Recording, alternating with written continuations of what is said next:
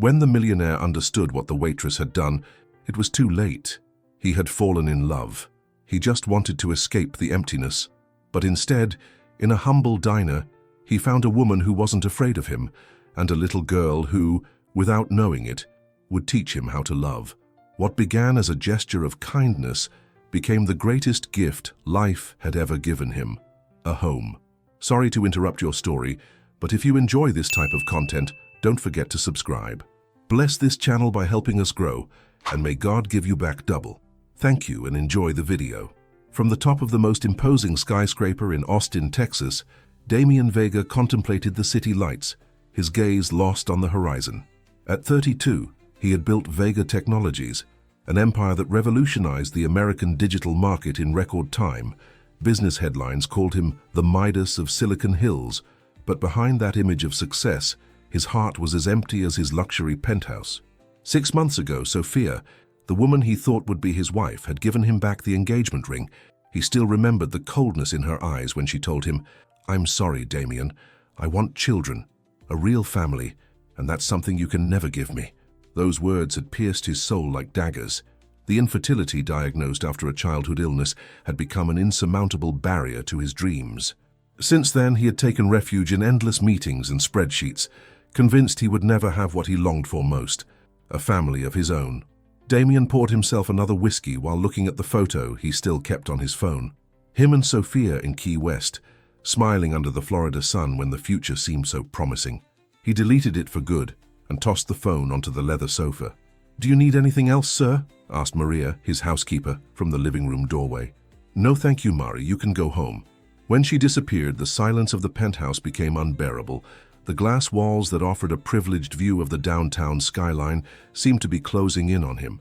He was sick of the dinners prepared by his personal chef that he barely touched, of the rehearsed conversations with partners who only saw him as a walking bank account. On impulse, he grabbed the keys to his black Porsche and went down to the garage.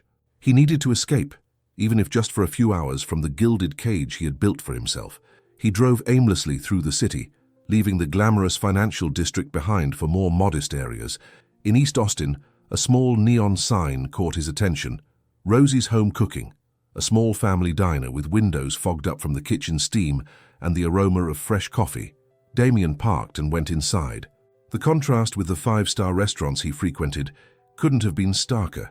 Simple formica tables, walls decorated with sepia photos of old Austin, and a jukebox in the corner playing old soul music. He sat at the counter, and a young waitress approached him. She wore her black hair in a messy braid and a blue apron with the restaurant's logo. Despite the evident exhaustion in her eyes, her smile conveyed a genuine warmth Damian hadn't seen in a long time. "Good evening, what can I get for you?" she asked, placing a glass of water in front of him. "A coffee, and what do you recommend?" Damian replied, surprised by how naturally she treated him, without the exaggerated servility he was used to. "The green chili chilaquiles are my aunt's specialty.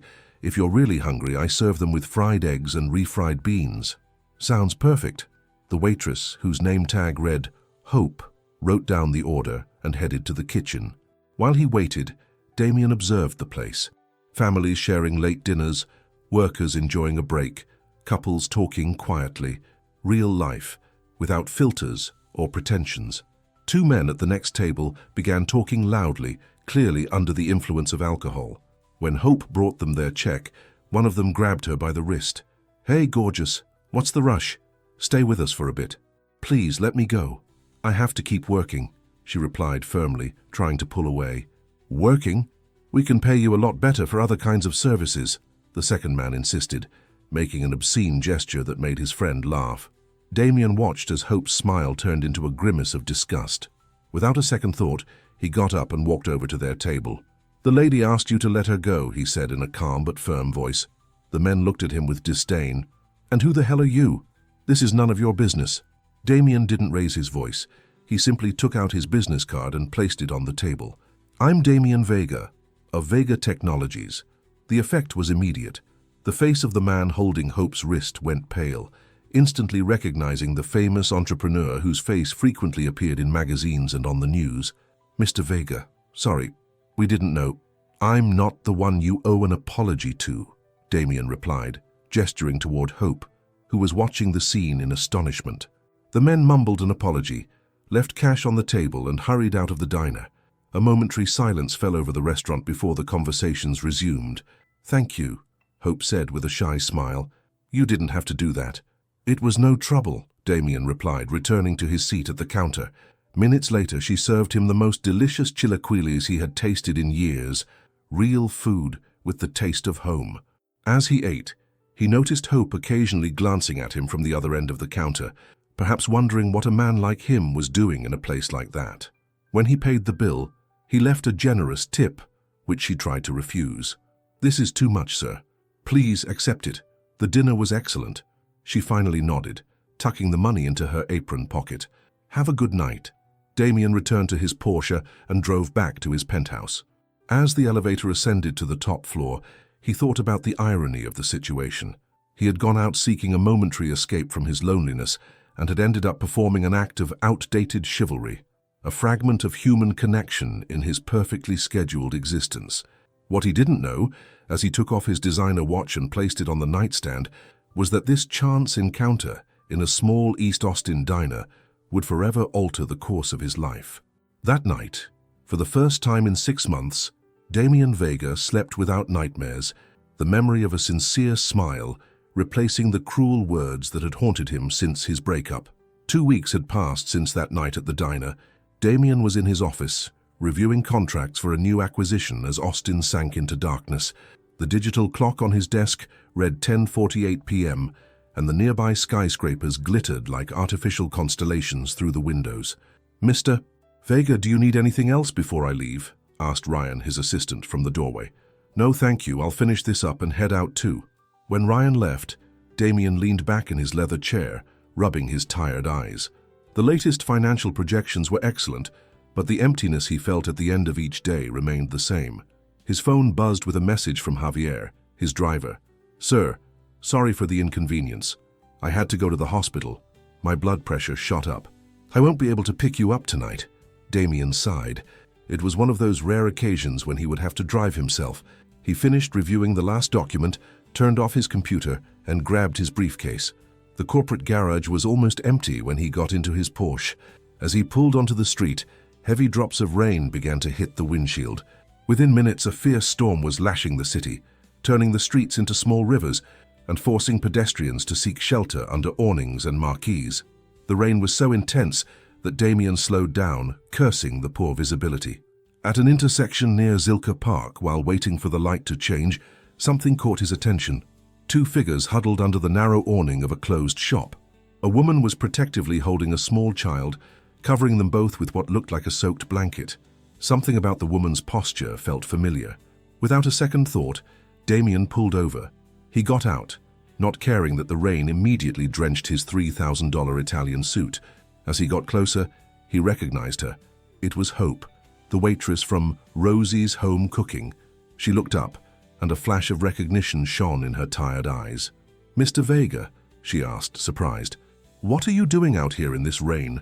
Damien inquired, noticing that the little girl, about 5 years old, was visibly shivering as she clung to her mother. Hope hesitated. Pride fought against need on her face. Finally, she spoke in a low but dignified voice. "We were evicted from our room this morning. I couldn't make rent." She paused, swallowing hard. "After that night, the owner of the diner fired me. It turns out those guys were his cousins." The little girl coughed loudly, a ragged sound that alarmed Damien. "And the girl?" "My daughter, Lucy. We've been looking for a shelter all day, but with this storm, they're all full." A flash of lightning lit up the sky, followed by a clap of thunder that made the little girl cling tighter to her mother's legs. Damien didn't need to think anymore. "Come with me," he offered, gesturing to his car. "I have a place where you can spend the night." Hope instinctively stepped back, her eyes reflecting mistrust. "I appreciate it, but we can't accept—" "Please," Damien insisted. "Your daughter is sick, and this storm is only going to get worse. I'm offering you a dry, safe place, no strings attached." Another clap of thunder, closer and more violent, shook the night. Lucy started to cry, hiding her face in her mother's damp coat. "I'm scared, Mommy," she sobbed.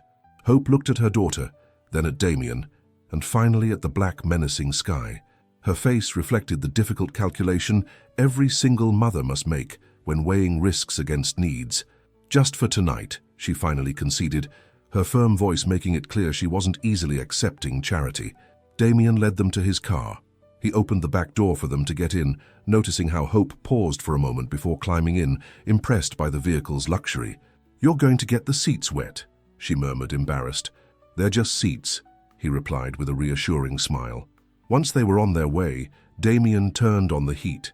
He watched in the rearview mirror as Lucy, exhausted from the difficult day, snuggled against her mother and closed her eyes. Hope gently stroked the girl's wet hair, her fingers tracing patterns on her feverish forehead with a tenderness that Damien found mesmerizing. "We haven't been formally introduced," she said, breaking the silence. "My name is Hope Robles, and this is my daughter Lucy." "Damien Vega," he replied, though he knew she already knew his name. "Where are we going, Mr. Vega?" "To my house. I have plenty of spare rooms." Hope nodded silently as the city lights reflected off the raindrops on the windows. Damien drove through the streets of Westlake Hills, an exclusive neighborhood that contrasted brutally with the area where he had found them. Arriving at the entrance of an elegant three-story residence, Damien activated the automatic garage door. Hope stared in amazement at the mansion that was revealed before her. "I thought you lived in an apartment," she commented, her voice barely a whisper. "I was about to buy a penthouse, but I preferred something with a yard," Damien replied, parking the car. Carefully, Hope woke Lucy, who opened her eyes, confused by the unfamiliar surroundings. Damien led them inside the house, where the warm light and dry air were a balm after hours in the rain.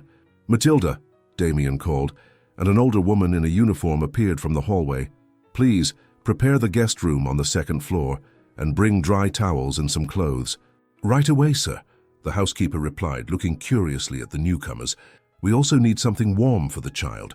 She has a cold."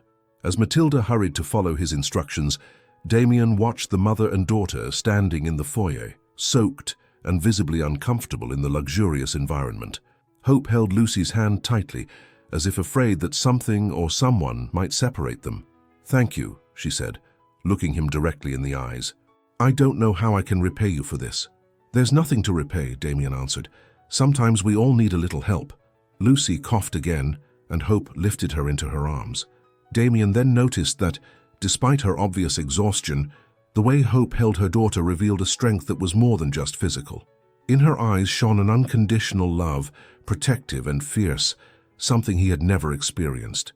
As he led them upstairs, a strange feeling settled in his chest, a mix of emptiness for what he'd never had, and an unexpected sense of possibility he couldn't explain, as if fate, or something like it, had placed these two lost souls in his path for a reason he couldn't yet comprehend. The storm continued to rage over Austin, but inside that mansion, something new was beginning to brew. The morning light filtered through the silk curtains as Lucy opened her eyes, confused. For a moment she thought she was dreaming. The bed she had slept in was bigger than the mattress she shared with her mother in their small attic room. The sheets, soft as clouds, smelled of lavender and clean linen. "Mommy," she called, a touch of fear in her childish voice. Hope, who was already awake and looking out the window at the mansion's gardens, came to her side immediately. "I'm here, my love. How are you feeling?" Lucy sat up slowly. The fever had broken during the night, but she still coughed occasionally. "Where are we, Mommy?" "In the house of the man who helped us last night. We'll only be here until we find another place." The bedroom door opened gently, and Matilda, the housekeeper, appeared with a tray. "Good morning," the woman said, her expression fluctuating between professional curiosity and a certain mistrust. "Mr. Vega asked me to bring you breakfast and clean clothes." She placed the tray on a nearby table. "Hot chocolate, pastries, fresh fruit, and a small bottle. It's cough syrup for the little one," she explained, pointing to the medicine. Then she left 2 sets of clothes on the bed, one for Hope and a child's outfit for Lucy. "Mr. Vega is expecting you in the dining room when you're ready, excuse me." When Matilda left, Hope inspected the clothes in astonishment. They were new, with tags from stores she would have never entered. Lucy's outfit, a turquoise dress with little embroidered butterflies, probably cost more than what she earned in a week. "It's like the dress from Princess Willow in the storybook," Lucy exclaimed, momentarily forgetting her illness. Hope smiled sadly. The stories were their shared escape, invented tales where brave princesses with nature-inspired names overcame adversity without needing princes to rescue them.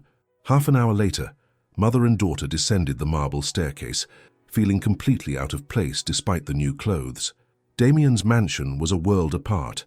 High ceilings with crystal chandeliers, contemporary American art adorning the walls, and a panoramic view of the garden through immense windows. In the dining room, Damien was already waiting, reviewing something on his tablet while drinking coffee. Seeing them, he stood up with a smile. "Good morning. I hope you slept well." "Thank you for everything," Hope replied, her pride battling with her gratitude. "We'll leave after breakfast. We've already imposed on your hospitality far too much." Damien invited them to sit while Matilda served breakfast. Eggs with chorizo, chilaquiles, refried beans and fresh-baked bread. For Lucy, a generous portion of chopped fruit with yogurt and granola. "Do you like the house, Lucy?" Damien asked, noticing how the girl observed everything with wide, amazed eyes. "It's bigger than the museum my teacher took me to," she replied, drawing a smile from the adults. During breakfast, Damien watched the little girl closely. For a 5-year-old, she behaved with unusual composure. She used please and thank you without being reminded, ate without spilling anything, and asked questions with surprising clarity. "Do you live all alone in this big house?" Lucy asked after taking a sip of hot chocolate. "Lucy, don't be nosy," Hope gently chided her. "It's okay," Damien intervened. "Yes, I live alone. Well, with Matilda and the staff, but yes, basically alone." "You don't have any kids?" "My mommy says houses are happier with kids." An uncomfortable silence followed the innocent question. Damien took a sip of coffee before answering. "No, I don't have any children." When they finished breakfast, Matilda took Lucy to see the garden, leaving the adults alone. It was then that Hope opened up. "About what my daughter said. She's right. Our situation is difficult, but our home was always happy," she began, looking out the window to where Lucy was watching a koi pond with fascination. "She had to grow up too fast." "I noticed," Damien replied. "She's an extraordinary little girl." Hope nodded, her eyes filling with maternal pride. "When I found out I was pregnant, Rodrigo, my boyfriend, disappeared. His family offered me money to fix the problem, as they put it," she narrated with bitterness. "Since then, I've been on my own, jumping from one job to another. House cleaning, kitchen assistant, waitress, whatever it took to feed her. At night, I studied business administration online, always dreaming of something better for her."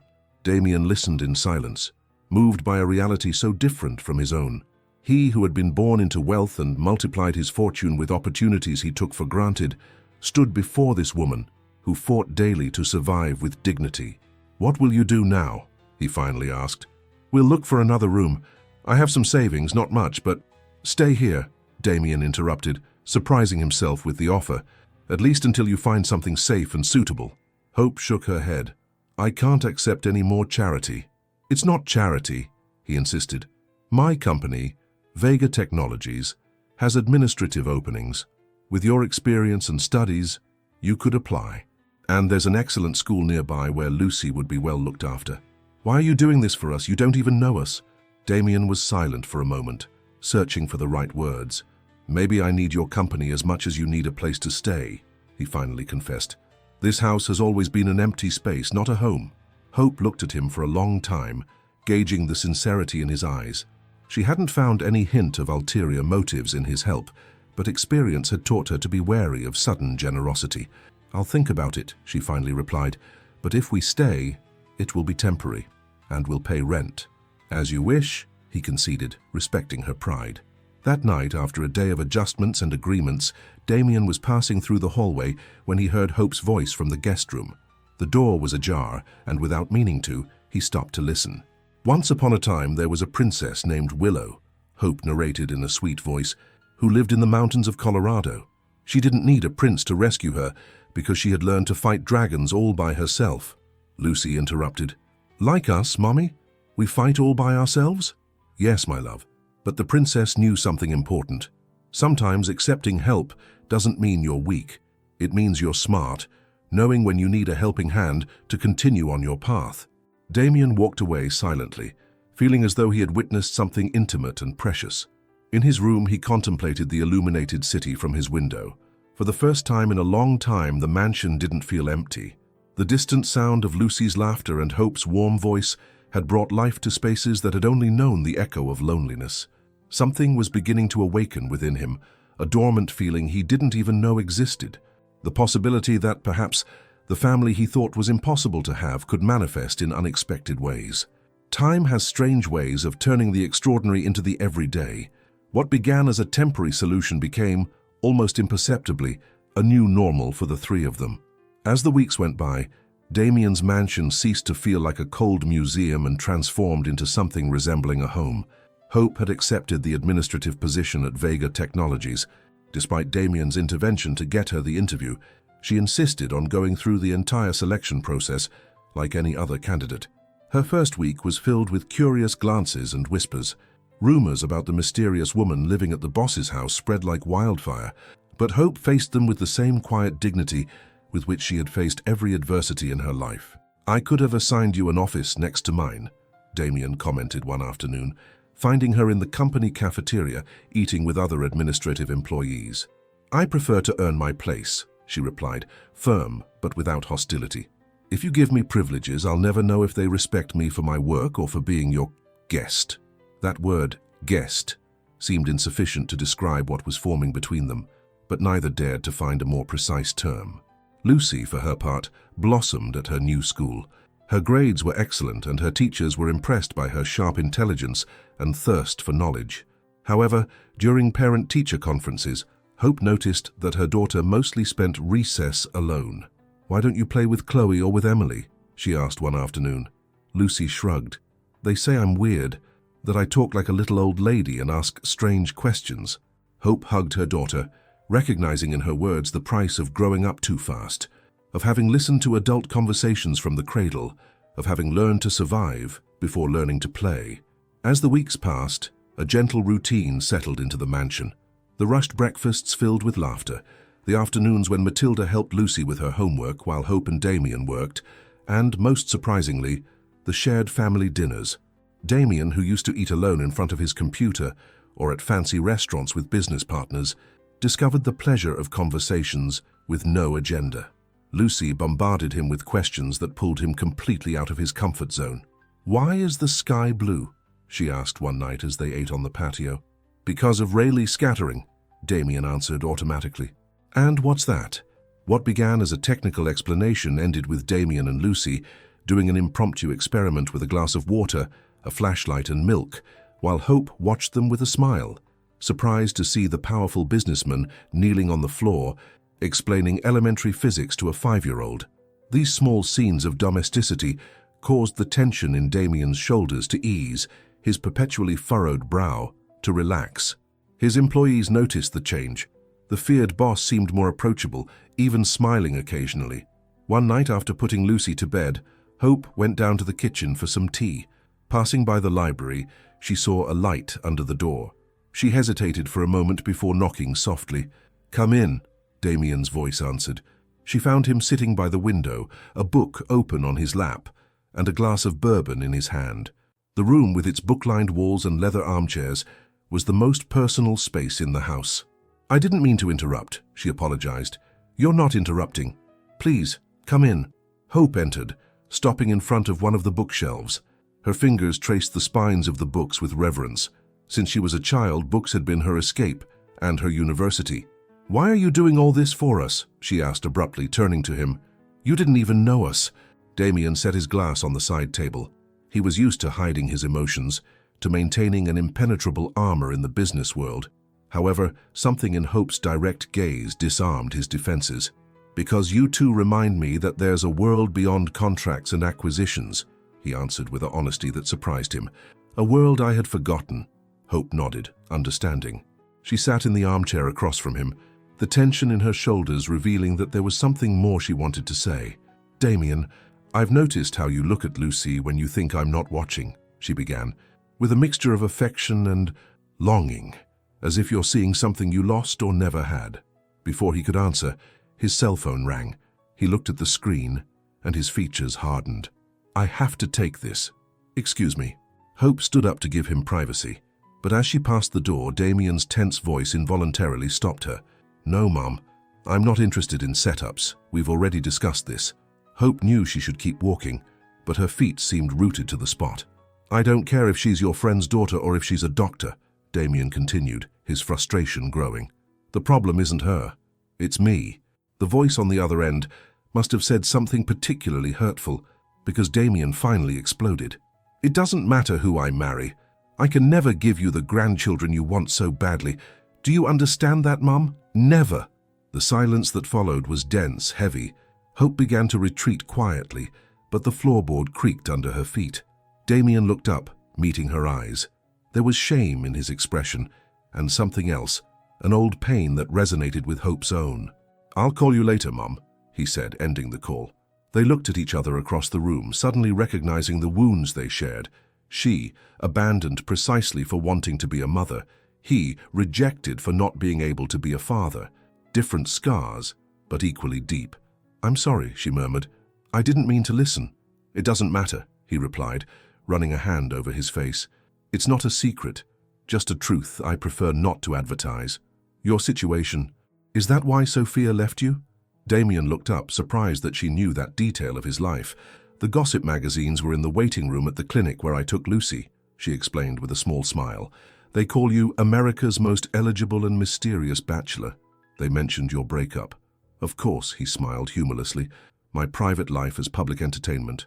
He took a sip of bourbon before continuing. "Yes, Sophia left me when she found out. She wanted kids, a real family, in her words. As if the ability to reproduce is what defines a family," Hope commented with an indignation that surprised Damien. For an instant, something passed between them, a mutual recognition, an invisible bridge over the chasm that separated their worlds. Both had been judged and found wanting. She for having a child without a stable partner, he for not being able to have children at all. "It's late," Hope finally said. "I should get some rest." Damien nodded, but when she reached the door he called her name softly. "Hope, thank you." "For what?" "For not looking at me differently after knowing this." She smiled, a genuine smile that lit up her tired eyes. "We all carry something, Damien. The important thing is not to carry it alone."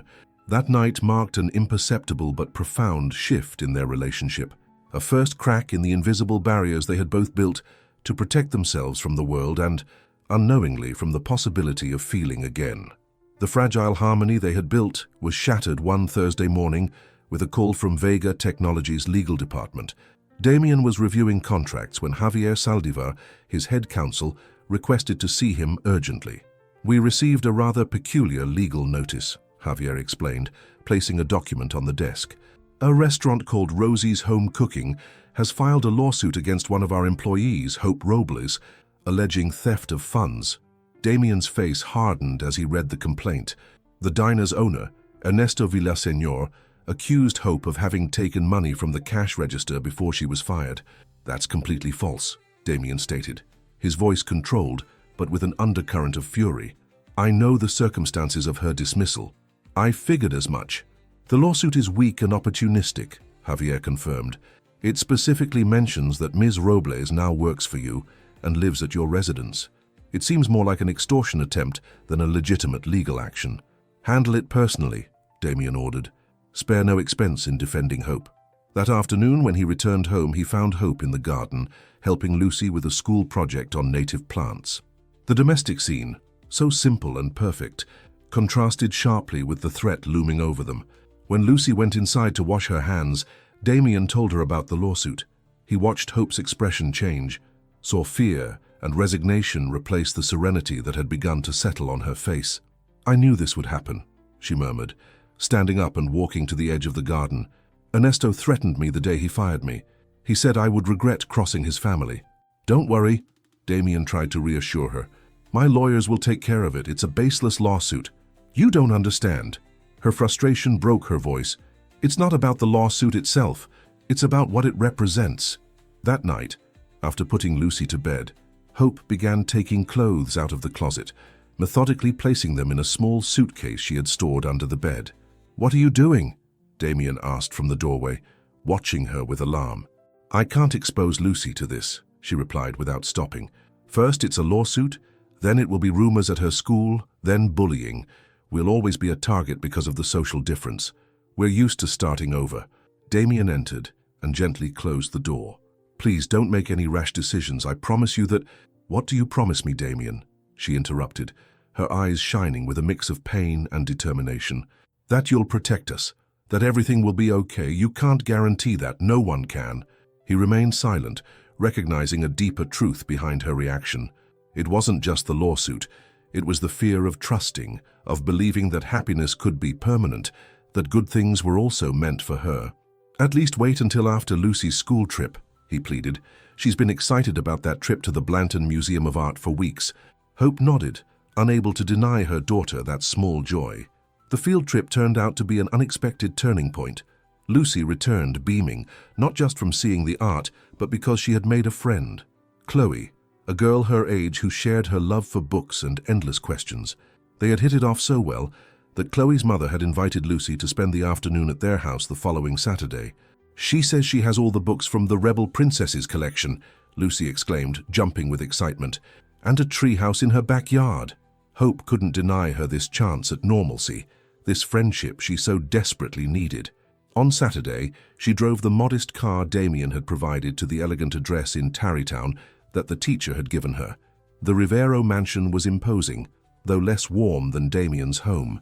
A maid greeted them and led Lucy to the garden, where Chloe was waiting by the promised treehouse. Hope was shown to a terrace where Mrs. Rivero was having tea. Time seemed to freeze when the two women came face to face. Sofia Rivero, formerly Sofia Altamirano, Damien's ex-fiancée, recognized her immediately, her perfect, magazine-worthy face visibly tensed. "So, you're the famous Hope," she said with a smile that didn't reach her eyes. What a curious coincidence. What followed was a seemingly cordial conversation laden with innuendos. Between comments about the girls and offers of tea, Sophia slipped in veiled daggers. "Damien always had a soft spot for rescuing lost causes," she remarked casually. "In college, he used to adopt stray dogs. Now he's broadened his horizons." Hope maintained her dignity, but every word stabbed at her deepest insecurities. When she finally picked up Lucy, who had spent a wonderful afternoon oblivious to the tension between the mothers, the poison had already taken effect. On the way home, as Lucy chatted excitedly about her new friend, Hope fought against the doubts that had resurfaced stronger than ever. Damien greeted them in the foyer, genuinely interested in Lucy's experience. The girl, exhausted but happy, went to bed shortly after dinner. It was then that Hope, unable to contain her emotions any longer, confronted Damien in his study. "Am I just another one of your charity projects?" she asked directly, her voice trembling. "A lost cause you decided to rescue, like so many others." Damien looked at her, confused until he understood. "You met Sophia," he stated, not as a question. "Chloe's mother. It's a small world, isn't it?" What followed was an argument where the masks finally came off. Damien told her everything. How Sophia, after a 3-year relationship, had left him without a second glance upon learning of his infertility.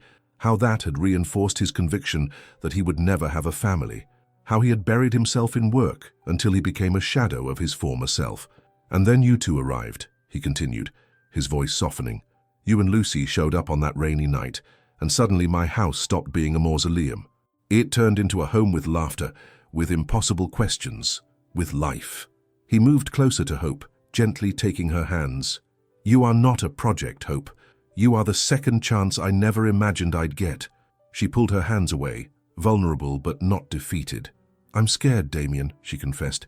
"Scared to believe in you, in us, and then watch it all fall apart again. It wouldn't be the first time I trusted someone and ended up picking up the pieces." The conversation was interrupted by a sharp cry from upstairs. They both ran to Lucy's room to find her sitting up in bed, tears streaming down her cheeks. "Mommy, I had a horrible nightmare," the little girl sobbed, holding out her arms.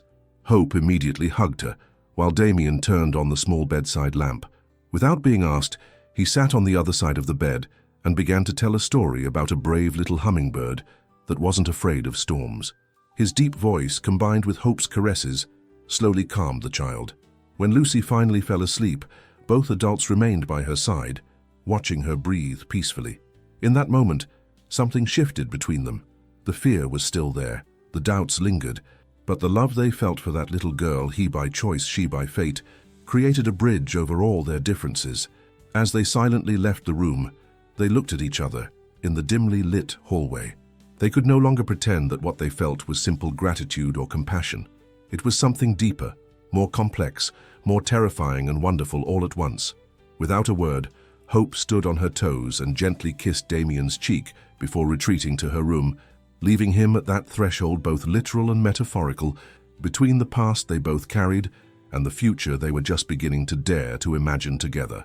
"Handle it personally," Damien ordered, his voice a low, dangerous hum that Javier Saldivar had come to recognize as the calm before a corporate hurricane. "Spare no expense in defending Hope." That evening, as the fierce Texas sun began to relent, casting long shadows across the perfectly manicured lawn of his Westlake Hills estate, Damien found Hope in the garden.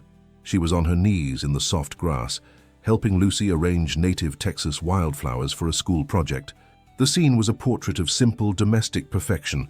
Lucy's delighted chatter about bluebonnets and Indian paintbrushes, Hope's patient smile as she pointed out the delicate petals. It was so pure, so real, that it felt like a brutal counterpoint to the ugly, calculated threat that now loomed over them. When Lucy, her hands sufficiently grimy, ran inside to wash up, the fragile piece shattered. Damien approached Hope, the legal document feeling like a toxic weight in his hand. He explained the lawsuit, watching as the serenity that had slowly begun to inhabit her features over the past few weeks evaporated like morning mist. In its place returned the old familiar mask of fear and weary resignation. "I knew this would happen," she whispered, her voice barely audible over the chirping of evening crickets. She rose to her feet and walked to the stone balustrade at the edge of the garden, wrapping her arms around herself as if to ward off a sudden chill.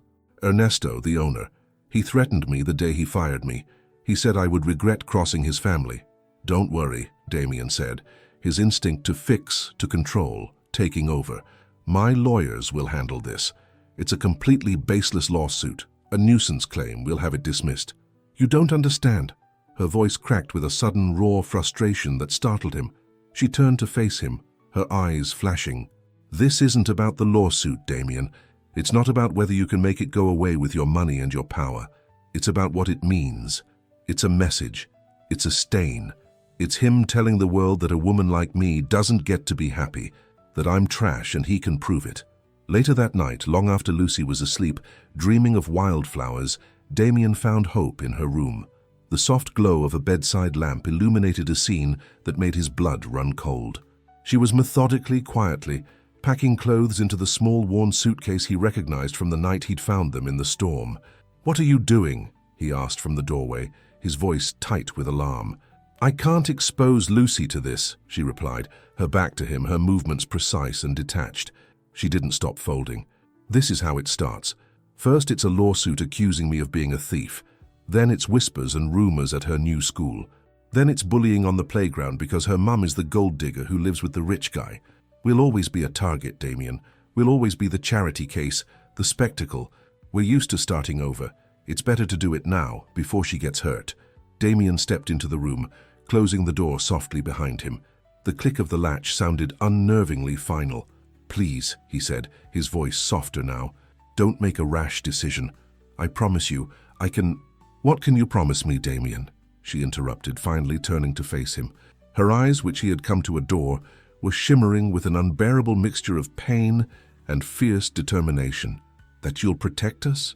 That you'll build a wall of lawyers and money around us so high that the real world can't touch us? You can't guarantee that. No one can. The world will always find a crack."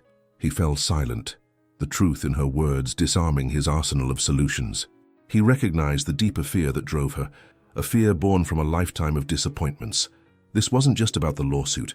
It was about the terror of trusting that this fragile happiness could be permanent, the deeply ingrained belief that good things, truly good things, were not meant for her.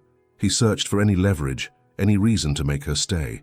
"At least wait," he pleaded, his voice barely a whisper. "Wait until after Lucy's school field trip. She's been so excited about the trip to the Blanton Museum of Art for weeks. Don't take that away from her."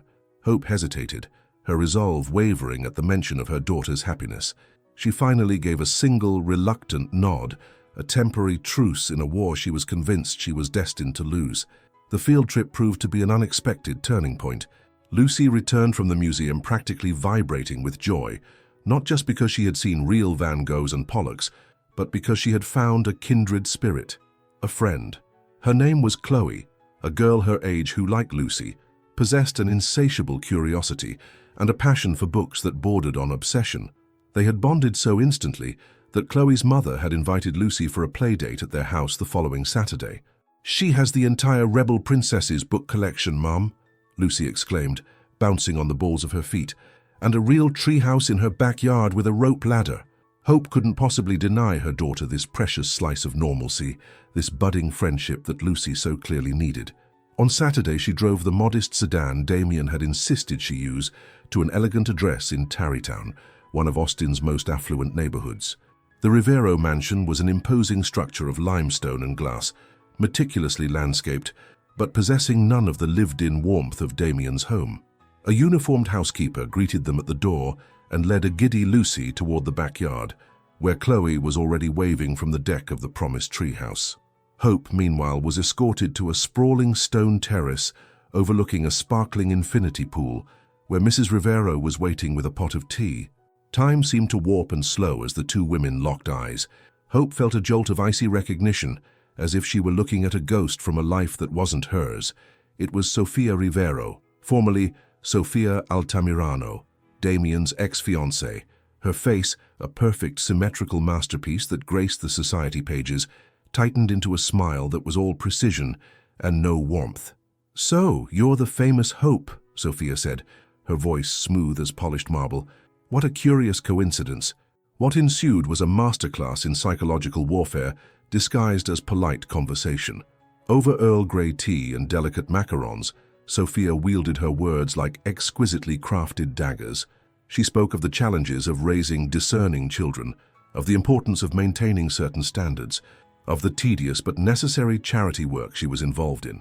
"Damien always did have a soft spot for rescuing lost causes," she commented, with a casual, airy wave of her hand, as if discussing a stray puppy. "In college, it was mangy dogs from the local shelter. It seems now he's broadened his horizons." Hope sat straight, her back rigid, clutching her cup of tea as if it were a shield. She maintained her dignity, offering polite, non-committal responses, but each of Sophia's veiled insults found its mark, burrowing deep into her most vulnerable insecurities. By the time she collected Lucy, who had spent a blissful afternoon entirely unaware of the Cold War being waged just yards away, the poison had seeped into her system. The drive back to Westlake Hills was a blur. Lucy chattered excitedly about Chloe and the treehouse, but her happy voice seemed to be coming from a great distance. Hope was trapped in a vortex of self-doubt, Sophia's words echoing in her mind. Lost cause, broadened his horizons, charity project. Damien greeted them in the grand foyer, his face lighting up as he knelt to hear all about Lucy's adventure. The girl, exhausted but happy, was tucked into bed soon after a light dinner. The moment the house fell quiet, Hope, unable to contain the storm of emotions any longer, found Damien in the library. He was standing by the window, a glass of bourbon in his hand, gazing out at the twinkling lights of the city. "Was that all I ever was to you?" she asked, her voice tight and trembling, dispensing with any preamble. "Just another one of your charity projects? A lost cause you decided to rescue before you moved on to the next one?" Damien turned from the window, his expression shifting from calm contemplation to utter confusion. It was only when he saw the raw pain in her eyes that understanding dawned. "You met Sophia," he stated, his voice flat. It wasn't a question. "Chloe's mother. It's a small world, isn't it?" The ensuing confrontation was the storm that had been brewing between them for weeks. The masks they had both worn, his of the stoic protector, hers of the grateful survivor, finally crumbled. Pushed by Hope's pain and accusation, Damien told her everything. He spoke of his 3-year relationship with Sophia, of the future they had planned, of the day he received the final diagnosis from his doctors. He described in a voice devoid of self-pity the clinical coldness with which Sophia had absorbed the news of his infertility, the way she had looked at him as if he were a defective product. He told Hope how that rejection had calcified his deepest fear, that he was fundamentally broken, unworthy of the one thing he'd always wanted, a family. He confessed how he had thrown himself into his work, building an empire of glass and steel around his hollow core, until he was little more than a ghost haunting his own life. "And then you two showed up," he continued, his voice softening, the hard edges of his pain beginning to fray. He took a hesitant step toward her. "You and Lucy, on that miserable, rainy night. You walked into this house, and it was like someone turned the lights on for the first time. Suddenly my home stopped being a mausoleum. It became a place with laughter and impossible questions about the color of the sky and the smell of Matilda's cooking. It came to life." He was standing in front of her now, his eyes pleading for her to understand. He reached out, taking her hands in his. They were cold. "You are not a project, Hope. You are the second chance I never, ever thought I would get." She pulled her hands from his, vulnerable but not defeated. The truth of his words warred with the poison of Sophia's. "I'm scared, Damien," she confessed, her voice breaking. "I'm so scared of believing in this, in you, in us, and then watching it all fall apart again. It wouldn't be the first time I trusted someone and was left to pick up the pieces alone." Their raw, painful exchange was suddenly pierced by a sharp cry from upstairs. They both froze, then sprinted up the marble staircase, their argument forgotten. They found Lucy sitting bolt upright in her bed, her face pale and streaked with tears. "Mommy, I had a horrible nightmare," she sobbed, stretching out her small arms. Hope was at her side in an instant, wrapping her in a fierce embrace. Damien, his heart aching, switched on the small bedside lamp. Without a word, without needing to be asked, he sat on the other side of the bed. He began to tell a story, his deep voice a soothing balm in the quiet room. It was a story about a brave little hummingbird who wasn't afraid of the big Texas thunderstorms because it knew how to find the calm at the center of the storm. His voice, combined with the steady rhythm of Hope's hand rubbing Lucy's back, slowly chased away the shadows. When Lucy finally drifted back to sleep, her small chest rising and falling in a peaceful rhythm, they remained there, flanking her like silent guardians. The tension from their argument had dissolved, replaced by a shared unspoken truth. The fear was still there, the doubt still lingered, but the overwhelming love they both felt for the little girl sleeping between them, he by choice, she by destiny, was a force more powerful than any of their personal demons. It was a bridge across the chasm of their differences. They crept out of the room together, leaving the door slightly ajar. In the dimly lit hallway, they stopped and looked at each other. The pretense was gone. They could no longer deny that what existed between them was far more than simple gratitude or protective compassion. It was something deeper, more complex, more terrifying, and more wonderful than either of them had been prepared for. Without a word, Hope rose on her toes and pressed a soft, lingering kiss to Damien's cheek. It was a kiss of forgiveness, of understanding, of fragile, terrifying hope. Then she turned and walked to her room, leaving him standing at the threshold, both literal and metaphorical, between the heavy past they both carried and the uncertain future they were only just beginning to dare to imagine together. The arrival of Rodrigo Fuentes was not a storm, but a quiet, unnerving shift in the atmospheric pressure, the kind that precedes a tornado. 3 days after their fragile truce, he appeared in the cavernous glass and marble lobby of Vega Technologies. He was impeccably dressed in a suit that screamed ambition, his smile polished and practiced, though it never quite reached his eyes. When the call came to her desk, Hope felt the floor drop out from beneath her. She walked to the elevator, her legs feeling like disconnected stilts, each step an act of will. It had been nearly 6 years since she had last seen him, 6 years since she had told him she was pregnant, and he had looked at her with a blankness that was more cruel than any anger, informing her that her problem was not his. "You look good, Hope," Rodrigo said, his eyes doing a swift, appreciative inventory. "Looks like you finally found someone who can give you the lifestyle you always dreamed of." The barb was expertly delivered, wrapped in the guise of a compliment. "What do you want, Rodrigo?"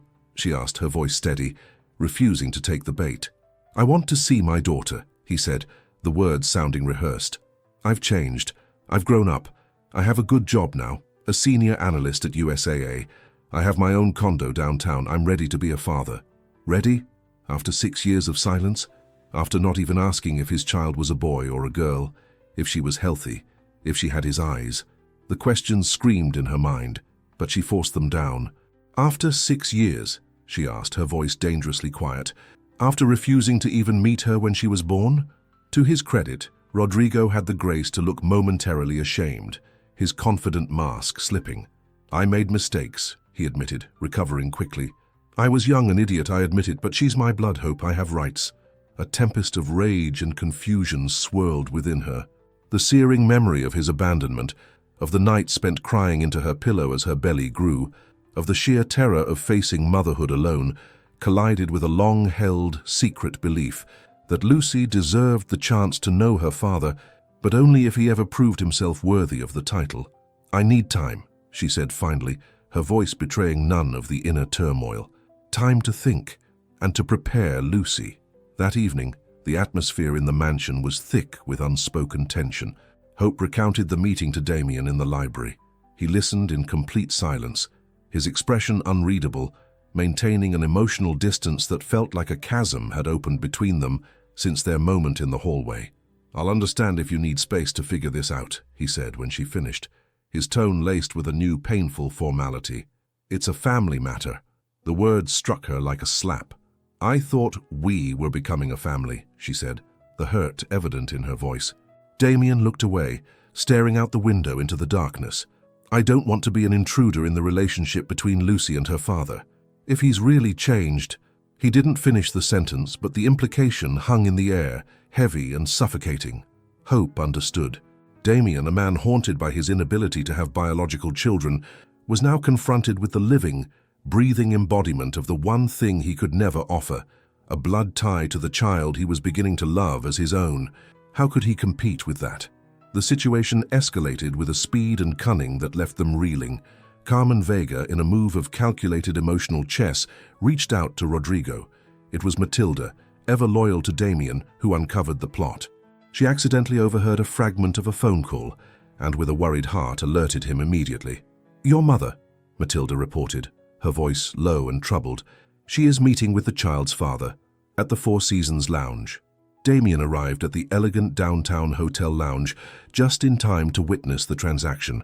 His mother, the epitome of high society grace, was sliding a thick manila envelope across the table to Rodrigo. Damien approached their table, moving with a calm that was far more terrifying than any rage. "Mother, what a coincidence," he said, his voice dripping with ice. "And Mr. Fuentes, too. Austin is such a small town, isn't it?" Carmen Vega went rigid. "Damien, darling, you're misunderstanding the situation." "Am I?" He picked up the envelope from the table and tore it open. Inside was a cashier's check for a sum that would be life-changing for most people, along with preliminary legal documents for a petition for shared custody. He fanned the papers out on the table. Buying off Lucy's father to manufacture a custody battle, to drive a wedge between her and her mother. Is this your grand plan to break us up? The ensuing argument was brutal and quiet, a venomous exchange conducted in hushed tones amidst the clinking of cocktail glasses. Carmen defended her actions with the twisted logic of a mother convinced she was protecting her son's legacy. Rodrigo, caught in the crossfire, stammered hollow excuses. "This ends now," Damien finally declared, his voice leaving no room for negotiation. "Mother, I love you, but if you ever interfere in my life like this again, our relationship is over. And you, Fuentes," he said, turning his cold gaze on Rodrigo, "if you genuinely care about your daughter, you will do things the right way, without manipulation and without taking blood money." That night, as the emotional fallout settled over the house, Lucy began to cough. It started as a small, dry hack, but quickly worsened. Her temperature spiked, and her breathing became rapid and shallow. A frantic drive through the dark city streets ended in the emergency room of St. David's Medical Center. The diagnosis was swift and terrifying. Pneumonia. "She needs to be admitted immediately," the doctor explained calmly. "Her condition is serious, but with the right treatment, she should make a full recovery." In the cold, sterile hallway of the pediatric wing, as they watched through a glass window while nurses hooked Lucy up to an oxygen monitor and an IV drip, Hope's formidable strength finally crumbled. The lawsuit, Sophia's cruelty, Rodrigo's return, her daughter's illness, the accumulated weight of it all, became too much to bear. She collapsed against Damien, her body shaking with silent, racking sobs. "I've always had to be so strong," she wept into his chest. "For her, I had to be. But I'm so tired, Damien. I'm so tired of fighting alone." He wrapped his arms around her, holding her tightly, feeling a paradoxical mix of utter helplessness and profound purpose. He couldn't cure Lucy's illness, he couldn't erase her past, but he could be here. He could be present. "You're not alone anymore," he promised, his voice thick with emotion as he kissed the top of her head. Never again. The days that followed forged a bond between them, stronger than any conventional romance could have built. They became a team, a silent, efficient unit powered by love and fear. They took turns in the uncomfortable vinyl chair beside Lucy's hospital bed, reading her favorite stories in low whispers, tracking her medications on a shared notepad, and sleeping in fitful 90-minute shifts. Damien cancelled a multi-million-dollar merger meeting without a second thought, an act that would have been unthinkable just a few months prior. During one of the doctor's rounds, a young resident, looking at the chart, naturally addressed Damien as Dad, asking about a family history of asthma. Damien opened his mouth to correct her, to explain the complex, messy truth. But the words wouldn't come. In that crystal-clear moment of silence, he realized the simple, profound truth. That was exactly who he wanted to be. He was Lucy's dad, not by biology, but by every other metric that mattered. On the fourth day, Lucy's fever finally broke. The color began to return to her cheeks. As if on cue, Rodrigo appeared at the door, holding a teddy bear that was almost as big as he was. Lucy, blissfully unaware of the adult dramas swirling around her, was delighted by the gift and the novelty of meeting her birth dad, the term Hope had carefully chosen to explain his sudden appearance. "Are you the one who gave my mommy her pretty eyes?" Lucy asked with the unfiltered innocence of a child. Rodrigo smiled, a genuine, unpracticed smile that reached his eyes for the first time. "I think so, kiddo," he said softly. Later, while Damien was taking a recovering Lucy for a slow walk down the hall in a wheelchair, Rodrigo was left alone with Hope in the room. "I came back here thinking I could get my family back," he confessed, his voice heavy with a newfound honesty. "But you've already made a new one, haven't you?" The question hung in the air, unanswered. Hope's gaze drifted to the hallway, where she could see Damien and Lucy returning. Lucy was giggling at something Damien had said, her small hand resting on his. He was looking down at her with an expression of such pure, unconditional love that it made Hope's breath catch in her throat. "He loves her," Rodrigo said quietly, following her gaze. "He takes care of her in a way I never could. I didn't come here to destroy that." When they returned to the room, Rodrigo was saying his goodbyes. He kissed Lucy's forehead and gave Damien a nod of respect. "I'll come visit you when you're home if your mum says it's okay," he told the little girl. Then, turning to Hope, he said, "We'll talk later, when things are calm." That night, with Lucy sleeping soundly for the first time in days, Hope watched Damien dozing in the uncomfortable chair by the bed. Even in sleep, his fingers were loosely intertwined with Lucy's. The tight knot of fear in her own chest began to loosen. The answer to Rodrigo's question was right in front of her, as clear and undeniable as the steady beep of the heart monitor. She was still terrified to admit it fully, but it was the truth. Yes, they had formed a new family, one built not on the obligations of blood, but on the daily choices of love, presence, and unwavering commitment. And maybe, she thought as she gently draped a blanket over Damien's shoulders, that was the strongest kind of family there was. The return from the hospital marked the beginning of a new, quieter chapter. The grand mansion in Westlake Hills, which had once felt so alien and intimidating to Hope, now felt like a sanctuary. A peaceful routine settled in. Lucy regained her strength and returned to school, her laughter once again echoing through the halls. Hope resumed her position at Vega Technologies, no longer feeling like an imposter, but like a valued member of the team. And Damien, for the first time, seemed to find a true equilibrium, balancing the immense pressures of his empire with the simple, profound joy of being present for his family. Rodrigo kept his word. His visits were infrequent but consistent, always respectful of the boundaries Hope had established. He was trying, in his own flawed way, to be the father he could be now, a positive presence, but one who understood he could not reclaim the years he had lost. One quiet Sunday afternoon, Lucy was spending a few hours with her paternal grandmother, a first tentative step toward building that side of her family. Hope found herself alone in the mansion. Damien had left early for an urgent meeting, promising to be back for dinner. In the rare and complete solitude, Hope allowed herself to confront the truth she had been circling for weeks. Her feelings for Damien had evolved far beyond gratitude or dependency. She was in love with him, deeply, irrevocably in love. "I can't keep pretending," she said aloud to her reflection in the bedroom window. That night, she decided, after Lucy was asleep, she would tell him. She went down to Damien's library to find a book they had discussed a few days earlier. Lying on his massive oak desk was an open envelope that immediately caught her eye. She would normally have averted her gaze, respecting his privacy, but the letterhead from Johns Hopkins Hospital and the words "experimental fertility procedure" seemed to leap off the page. Her heart began to hammer against her ribs as her eyes scanned the document. It was a preliminary report on an innovative high-risk treatment for specific types of male infertility. Damien's name was listed as a pilot program participant.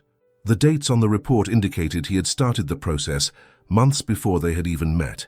She was so engrossed, her mind racing with 100 different implications, that she didn't hear the front door open, nor Damien's footsteps on the hardwood floor. "Hope," he said from the doorway. She jumped, startled, the paper crinkling in her hand. "I'm sorry," she stammered, placing the document back on the desk as if it were burning her fingers. "I didn't mean to pry." Damien entered the room, closing the door softly. He didn't look angry, only resigned, as if this was a conversation he had always known was coming. "Why didn't you tell me?" she asked, her voice quiet, devoid of accusation, filled only with a raw, genuine confusion. "Are you still trying to have children?" The question laid her own deepest insecurity bare. Perhaps he still yearned for that real family Sophia had spoken of, for biological children with a woman from his own world. Perhaps she and Lucy were just a temporary balm for his loneliness, a transitional chapter. He sat on the edge of the desk, close but not touching her. "I started that treatment months before I met you," he explained, his voice calm and steady. "After Sophia left, I became obsessed with fixing myself, with becoming whole. I thought if I could just solve this one defect, then maybe I would be worthy of being loved." He ran a hand through his hair, a gesture she now recognized as a sign of deep vulnerability. "But then I met you and Lucy," he continued, his gaze unwavering. "And slowly, day by day, you made me realize something. I am already capable of being a father. Family isn't about DNA or fertility clinics or bloodlines. It's about showing up. It's about choosing to love every single day." He moved closer, taking her hands in his. "I didn't tell you about the treatment because it didn't feel important anymore. In fact, I stopped the protocol weeks ago." Hope nodded slowly, the sincerity in his eyes melting away her anxiety. "I've been so afraid to trust this," she confessed, her voice cracking slightly. "Rodrigo made me feel unworthy of love because I got pregnant. Sophia made you feel unworthy of love because you couldn't. We've both been carrying those scars." Damien squeezed her hands gently. "Maybe that's why we found each other," he said with a small, sad smile. "To prove to each other how wrong they were." For the first time, Hope allowed herself to truly picture a future with him, not as her rescuer, but as her partner. She leaned in, resting her forehead against his, a gesture of profound intimacy. "Damien," she whispered, "what we have, what we're building, it's real. And it terrifies me, because I've never felt anything like it before." "It terrifies me too," he admitted. "But for the first time in my life, the fear doesn't paralyze me. It makes me want to fight for what I want." The sound of the front door opening broke the spell. Lucy was back, her cheerful voice filling the foyer as she told Matilda about her day.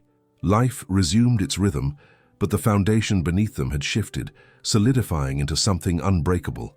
In the weeks that followed, the bond between Damien and Lucy deepened. He helped her with her math homework, taught her the names of the constellations from the back patio, and began taking her to the office on occasional Saturdays, where she would sit in a corner of the boardroom, supervising important meetings with her crayons and drawing paper. One evening, as the three of them were having dinner on the terrace, Lucy asked one of her devastatingly direct questions. "Damien, do you want to be my dad?" The question landed in a pool of sudden silence. Hope held her breath. "Because I already have a Rodrigo dad," Lucy continued thoughtfully.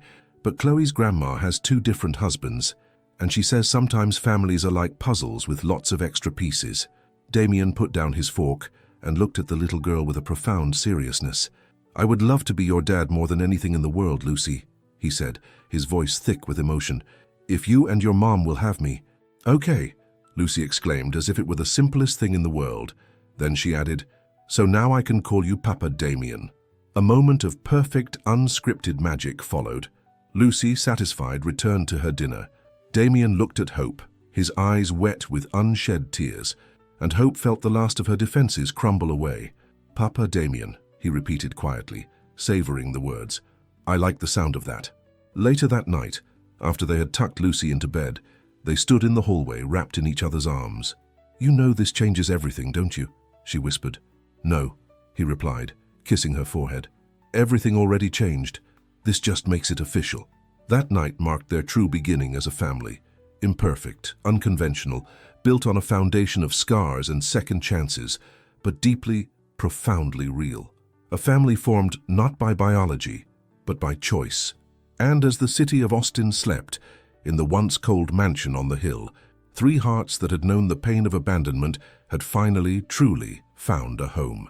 With their relationship now a recognized solid partnership, they faced their next challenge: how to merge their two vastly different worlds. The news of their romance spread through Vega Technologies, eliciting a predictable mix of reactions. Some admired Hope's journey, while others whispered about the waitress who bagged a billionaire. During a major presentation in the boardroom, a visiting executive condescendingly referred to Hope as Mrs. Vega. "It's Ms. Robles," she corrected him calmly, without missing a beat. "And I'd prefer you evaluate my proposal on its merits, not on my personal relationship with the CEO." The move earned her the quiet respect of many, including Javier Saldivar, who told her later, "Few people have the courage to turn down the easy path. You've earned your place here." One afternoon, while digging through old financial reports, Hope found something that piqued her interest. Vega Technologies owned a forgotten parcel of land in Dove Springs, a low-income neighborhood in southeast Austin. It had been acquired years ago for a warehouse that was never built.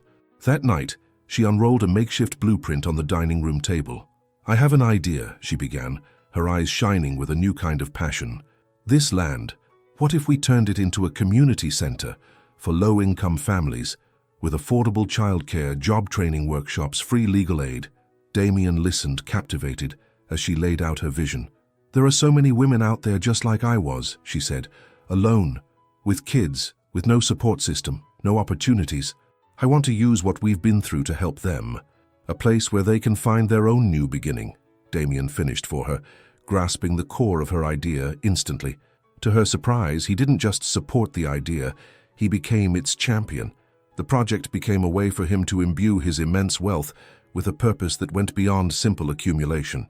They worked side by side for weeks, sketching plans, building budgets, and creating the framework for what they called Project New Dawn. The official announcement was made at a press conference. Hope, standing at the podium in a simple, elegant dress, told her own story, not with self-pity but as a testament to the transformative power of a single opportunity. "We aren't offering charity," she explained, her authentic voice resonating with the audience. "We are creating opportunity. Charity can feed a person for a day. Opportunity can change the entire trajectory of a life." The project gained momentum, attracting donations and volunteers. Hope became its heart and soul, her shared experience, allowing her to connect with the families they aimed to serve. But it wasn't easy. One morning, Damien found her crying in their small, temporary office on the construction site. She showed him an anonymous, hate-filled letter she'd received, accusing her of manipulating him for his money, of using her daughter as bait. "Sometimes I wonder if I belong here," she confessed, her voice cracking. "If I'm just playing a part, pretending to be someone I'm not." Damien knelt before her. "It's the world that doesn't deserve you," he said with fierce conviction. "Your strength, your compassion, your ability to turn pain into purpose." He then revealed his own secret commitment. He had quietly sold his massive penthouse downtown, the ultimate symbol of his old, lonely life, and funneled the entire multi-million-dollar sum into Project New Dawn. "Why didn't you tell me?" she asked, stunned. "Because I didn't do it for applause," he said. "I did it because I believe in the future we are building together." For Lucy's 6th birthday, they threw a party at the still unfinished community center. They invited children from the neighborhood, alongside Lucy's classmates from her private school. "Won't it be awkward mixing the two groups?" Matilda had asked, worried. "Kids don't see social class until adults teach them to," Hope had replied. She was right. The party was a joyous, chaotic blend of laughter and games, where socioeconomic barriers were temporarily erased by the universal language of cake and presents. Even Rodrigo made a brief appearance, bringing a thoughtful gift, a child's microscope, and quietly telling Hope, "You're building something beautiful here." The climax of the party came when Lucy, standing between Hope and Damien, prepared to blow out the 6 candles on her cake. "You have to tell us your wish," someone called out. "But if I tell, it won't come true," she protested. "There's an exception," Damien intervened with mock seriousness. "If the wish is so big and so important you can't possibly keep it inside, you're allowed to say it." Lucy considered this, then nodded. "I wish we could be a family forever," she declared with absolute certainty. "Mommy, Papa Damien, and me." As if on cue, taking advantage of the emotionally charged moment, Damien dropped to one knee. He wasn't just facing Hope. He positioned himself to include Lucy in the intimate circle. From his pocket, he produced a small velvet box. "Hope, Lucy," he began, his voice trembling slightly. "You two taught me that family isn't something you're born into. It's something you choose, every single day. I want to choose you both, every day, for the rest of my life." He opened the box to reveal a simple, elegant ring, its emerald sparkling like Hope's eyes. "Will you marry us?" he asked, his gaze shifting from Hope to Lucy. "Both of you. Because this isn't just a commitment to you, Hope. It's a commitment to our family." Lucy was the first to react, launching herself into Damien's arms with a shriek of pure joy.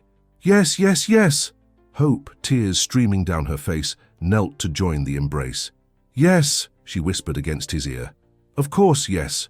Cheers erupted around them, but they barely heard, lost in their circle of 3, where past and future converged in a perfect, beautiful present. 1 year later, Project New Dawn was a thriving reality. Hope Vega, she now used her married name, though professionally she was the respected Hope Robles Vega, stood at the podium of a national conference on corporate responsibility, presenting the foundation's stunning annual results. In the front row, Damien watched, his pride palpable. Beside him, a 7-year-old Lucy, officially adopted by Damien 6 months prior, scribbled intently in a notebook. Rodrigo had willingly consented, recognizing that the legal act merely formalized an emotional truth. Damien was, in every way that mattered, Lucy's father.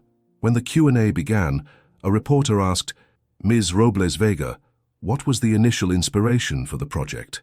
Hope smiled, her eyes finding Damien's in the crowd. "It came from personal experience," she said simply.